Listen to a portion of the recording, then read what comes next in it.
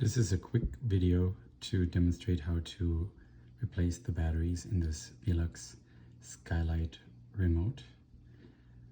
The cover is clipped on all four sides into the base here. 1, 2, 3, and 4.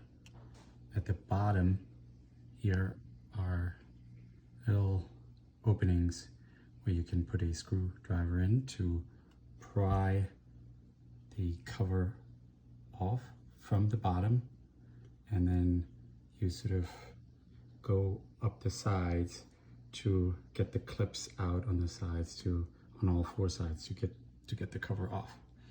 And then there are 2 AAA batteries in there that need to be replaced, and then you clip the cover back on.